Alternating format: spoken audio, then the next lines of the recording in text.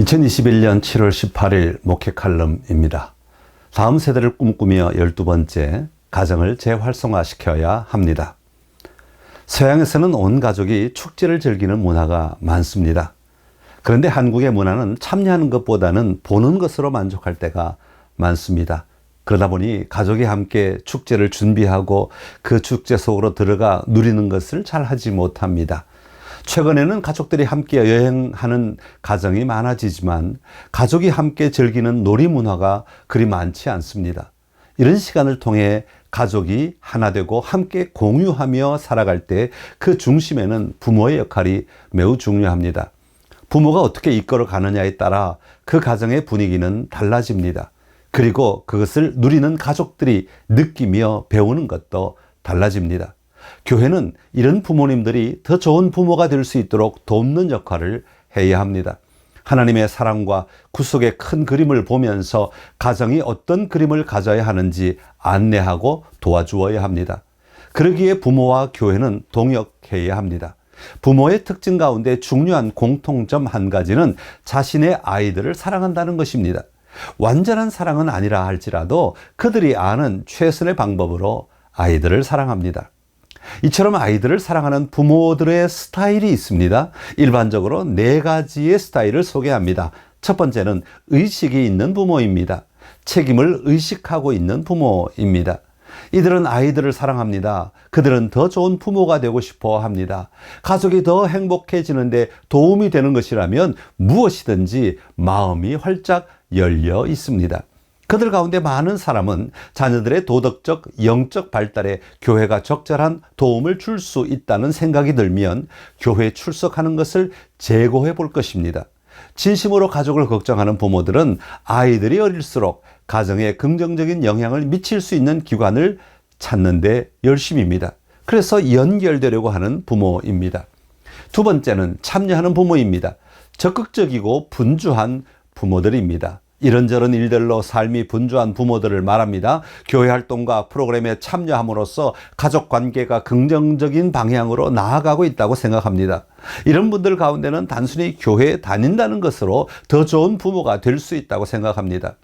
부모는 부모 프로그램에 참여하고 아이들은 아이들 프로그램에 참여하는 것으로 교회와 가정이 연결되어 있다고 생각하는 정도입니다. 세 번째는 헌신하는 부모입니다. 헌신적으로 참여하는 부모입니다. 헌신하는 부모는 교회에 적극적으로 참여할 뿐 아니라 다른 부모들에게 힘을 실어주고 싶어 합니다. 자녀들과 함께하는 과정을 이해하고 소중하게 생각합니다.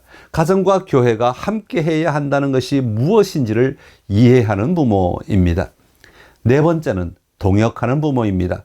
분명한 뜻을 가지고 무언가를 하는 부모입니다. 동역하는 부모들은 가족의 영적 성장을 위하여 전략적인 계획에 적극적으로 참여하고 있는 부모들입니다. 그들은 다양한 단계의 믿음과 경험을 지녔지만 일상 속에서 자녀들의 신앙을 키우기 위해 함께 매진합니다. 이들은 자녀들의 믿음과 성품을 성숙시키기 위해서 교회의 리더들과 힘을 합하여 도전합니다. 그들은 공동의 전략에 마음과 힘을 다하고 배운 것을 조율하며 의지를 갖고 가족들과 함께 시간을 보냄으로써 공동체를 형성하려고 노력합니다. 이런 부모는 가정에서 자녀들과 교회에서 배우는 것을 주제로 대화합니다. 부모들은 자녀들을 하나님의 더 큰 이야기 속에 참여시키려는 계획에 적극 참여합니다. 이처럼 다양한 부모의 모습을 이해하고 교회와 가정에서는 다음 단계로 부모들을 나갈 수 있도록 해야 합니다. 그러기 위해서는 가정에서 일어나는 일이 교회에서 일어나는 일만큼 중요하다는 믿음이 있어야 합니다. 부모들을 사역에 참여시키려고 할 때 명심해야 할 것이 있습니다. 목표는 부모들이 모든 것을 하게 만드는 것이 아니라 무언가를 더 하게 만드는 것입니다. 아이들을 위해 기도하지 않았던 아빠가 기도하기 시작하는 것입니다. 사춘기 아이들과 단절되었던 부모가 진심으로 걱정하고 있다는 것을 알리는 것입니다. 영적인 문제를 전혀 나누지 않던 가정에서 저녁을 먹으면서 그리고 때때로 하나님 이야기를 할 수 있다면 얼마나 좋겠습니까?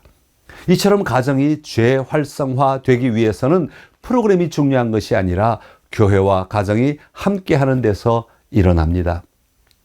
교회는 가정에 에너지를 제공할 때 가족이 가정에 맞는 방법으로 자율적으로 움직이는 것입니다. 그리고 그들은 필요할 때 더 많은 영향을 받기 위해 함께 모이게 됩니다. 선창교회가 가정을 위한 에너지를 공급하는 교회가 되길 소망합니다. 그리고 교회와 부모가 함께 동역함으로 건강한 가정, 행복한 가정을 세워가는 힘이 일어나길 기대합니다.